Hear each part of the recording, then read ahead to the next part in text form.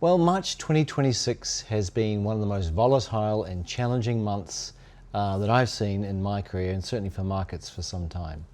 The escalation in the Middle East, disruption of energy supply, particularly through the Strait of Hormuz, has driven a sharp rise in oil prices and created a real macro shock. Of course, energy stocks and energy in general has been the real winner in this situation. But outside of energy, it's been very tough going. Markets have been volatile with sharp sell-offs followed by sharp rallies on any sort of hint of de-escalation. Growth stocks, in particular tech and small caps, have really borne the brunt of it. In fact, in Australia, March was the worst month for small caps since COVID. The small ordinaries index fell around 12%, which really highlights how risk appetite has pulled back in this environment. Importantly, this hasn't really been about the fundamentals deteriorating overnight. The AI investment cycle remains strong. What's changed, I guess, is the uncertainty in the macro backdrop.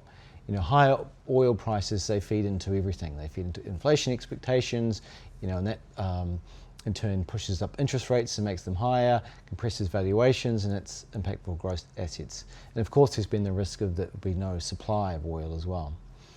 So from our perspective, it's been a very difficult market to navigate day to day. It's been completely driven by headlines. We've seen escalation and de-escalation of news flows daily, sometimes hourly. Each headline can move the market significantly. So it just creates a whole lot of noise, and the challenge is really filtering signal from noise and staying focused on the fundamentals of the companies that we're invested in. Despite this, it's worth stepping back at this point and looking at the bigger picture.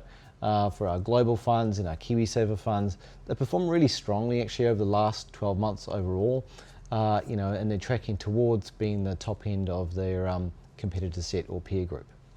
And that really reflects investment process, the underlying portfolios, and the structural themes that we've been invested in. Now, while current situation can feel really uncomfortable, this type of volatility is not new. I've been running Pi for nearly 20 years, managing client money. I've been through everything from the GFC to COVID to numerous other geopolitical shocks. Each time it always feels uncertain, but each time the world always ultimately finds a way through.